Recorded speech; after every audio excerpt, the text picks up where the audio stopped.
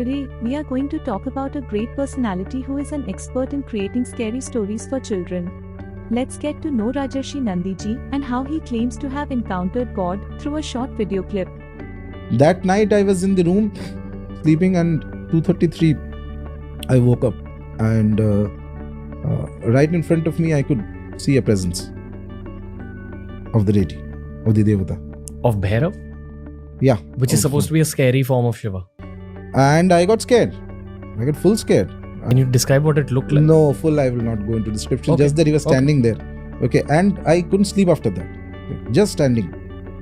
We will discuss two major points from the video we watched.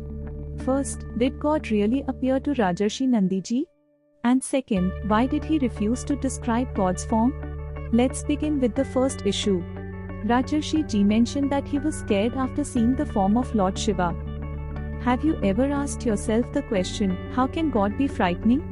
And even if we accept that he is, why would he appear before his devotee in the middle of the night at 2:30 am in a terrifying form? What if the devotee had a heart attack out of fear and died? Wouldn't God be responsible for his death?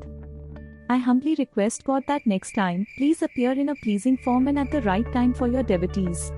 And if possible, don't appear to them when they are alone, because they might forget your beautiful form again. If your devotees were to suddenly die upon seeing you, the buffalo riding Yama would hold you accountable. How do we know whether such claims are true or not? We can neither put Lord Shiva nor Rajarshi Nandy in the dock for questioning. Instead, we must stand in the dock ourselves and ask these questions. To understand the concept of God's appearances, we need to apply reason, but we never do that.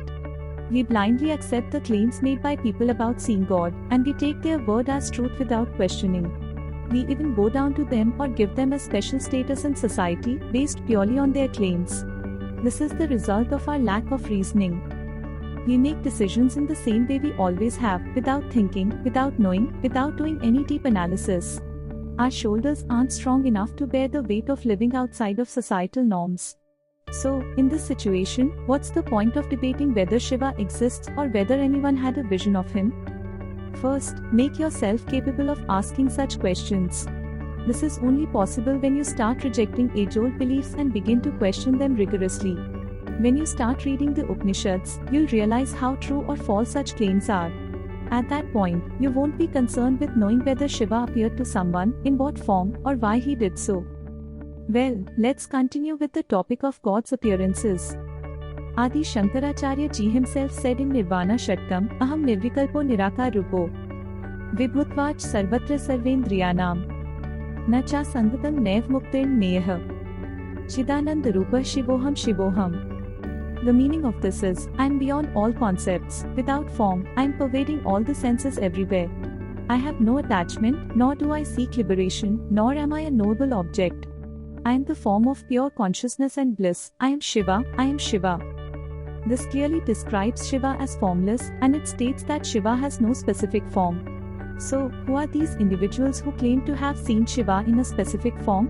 Are they greater seers than Shri Adi Shankaracharya Ji?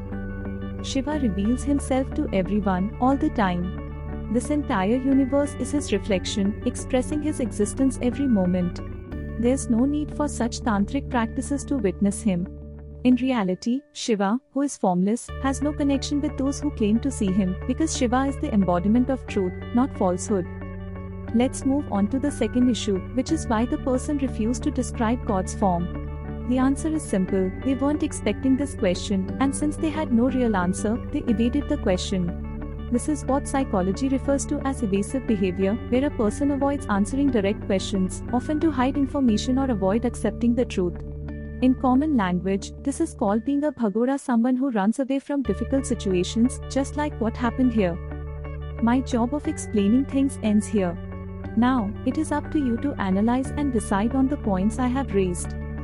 Just as Lord Krishna told Arjuna after giving him all the knowledge of the Gita in the 18th chapter, Itite Gyanmakhyatang Buhyat Buhyatran Maya Vimrishet Visheshen Yathechasi Tatha Kuru. The meaning of this is, thus I have explained to you this knowledge, which is more secret than all secrets. Reflect on it deeply, and then do as you wish. This time, too, the decision is yours, whether you will trust such false claimants or follow Shri Adi Shankaracharya Ji, the founder of Hindu philosophy. The choice and its consequences rest on you alone. If you truly respect Hinduism, you must also respect Shri Shankaracharya Ji and reject the claims of those who say they have seen Shiva in a physical form. We hope this information will help you reject superstitions and false miracles, such as visions and prophecies. Let's meet again soon with another such video. Thank you for joining.